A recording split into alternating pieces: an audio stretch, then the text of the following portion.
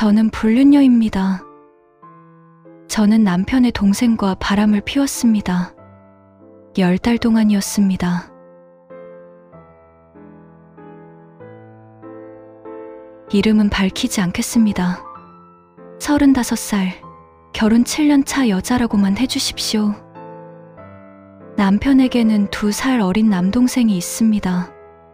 재작년 겨울, 친정아버지가 많이 편찮으셨습니다.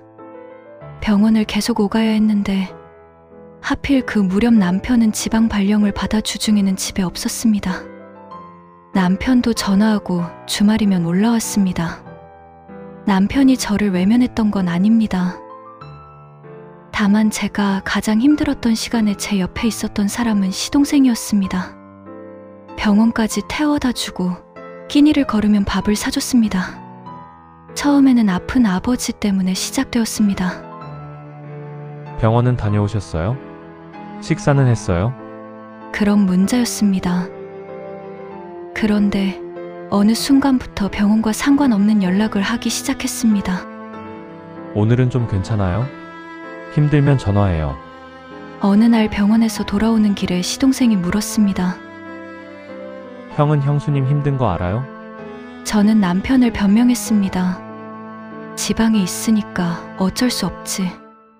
그런데 시동생이 말했습니다. 그래도 형수님 혼자 너무 버티는 것 같아서요. 그 말이 이상하게 오래 남았습니다. 그 뒤부터는 제가 먼저 연락하는 날도 생겼습니다. 한 번은 병원에서 돌아와 집 앞에 도착했는데도 둘 다 차에서 내리지 않고 한참 이야기를 했습니다. 남편에게 하지 않았던 이야기까지 그 사람에게 하고 있었습니다. 그때부터였던 것 같습니다. 제가 그 사람을 남편의 동생이 아니라 내 이야기를 들어주는 남자로 보기 시작한 게, 그러던 어느 날 아버지 상태가 갑자기 나빠졌습니다. 병원 주차장에서 제가 울음을 터뜨렸습니다. 시동생이 제 손을 잡았습니다. 저도 뿌리치지 않았습니다. 그날 밤 문자가 왔습니다. 아까는 미안했어요. 저는 한참 고민하다 답했습니다. 미안할 건 없어. 지금 생각하면 제가 했어야 할 말은 그게 아니었습니다. 다시는 그러지 마. 그 말을 했어야 했습니다. 그 뒤 연락은 더 잦아졌습니다.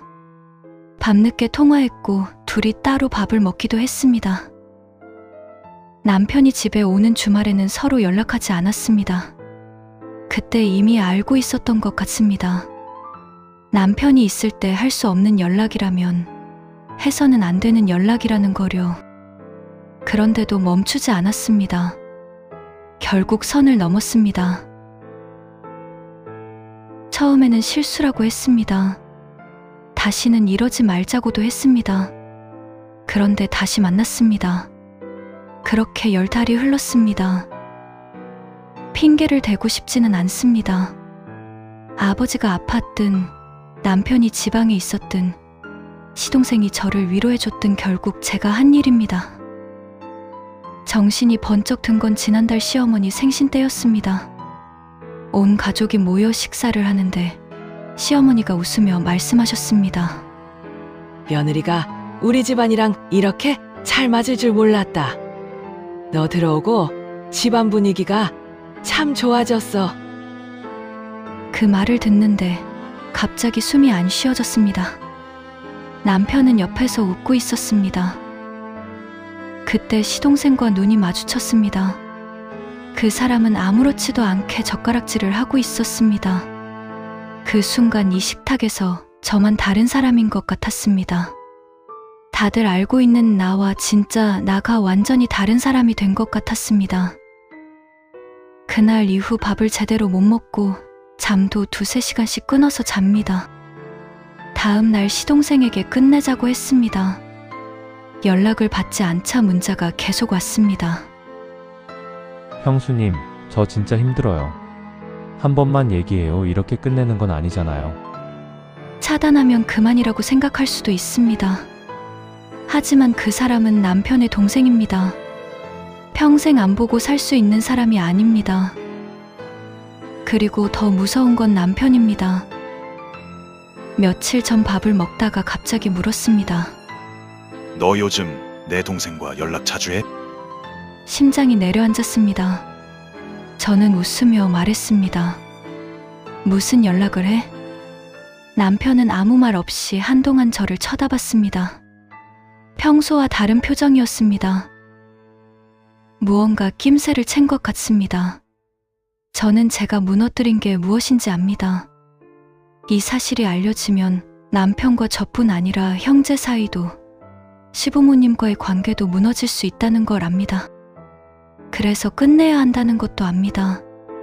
그런데 어떻게 해야 하는지 모르겠습니다.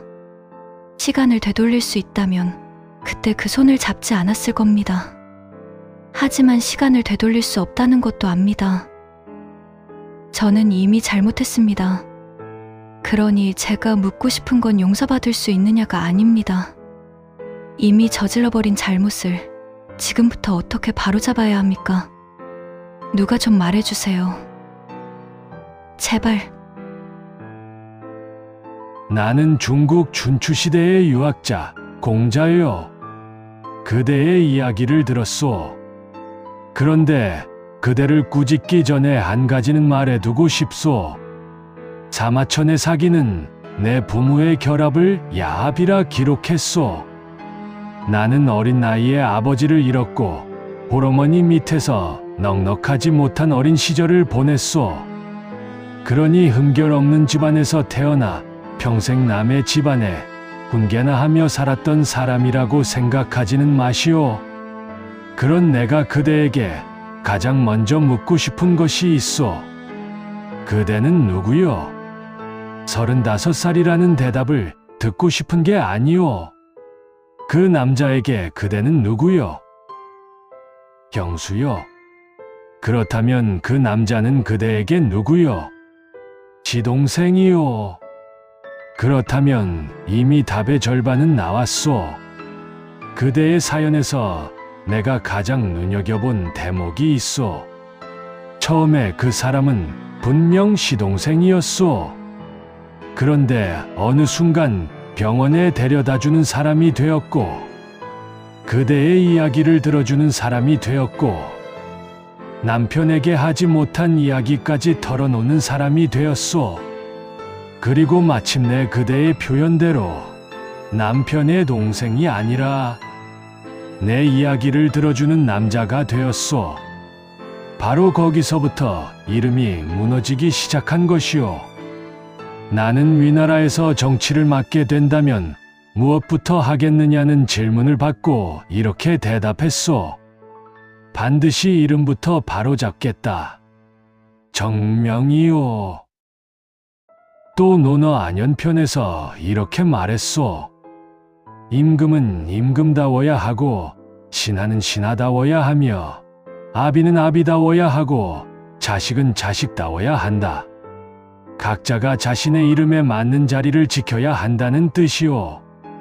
그대의 문제도 마찬가지요. 시동생이라는 이름이 무너졌고 경수라는 이름이 무너졌소. 그러자 남편과 아내라는 이름까지 흔들리기 시작했소. 그대가 시어머니 생신상에서 숨이 막혔다고 했지요. 시어머니가 웃으며 말했소. 며느리가 우리 집안이랑 이렇게 잘 맞을 줄 몰랐다. 왜 그 말이 그렇게 아팠겠소? 시어머니에게 그대는 여전히 며느리였소. 남편에게는 아내였고 그 남자는 시동생이었소. 그런데 그 이름과 실제가 달라졌다는 사실을 그 자리에서 그대와 시동생만 알고 있었던 것이오. 그러니 내가 그대에게 내리는 첫 번째 처방은 이것이오. 이름을 다시 바로 잡으시오.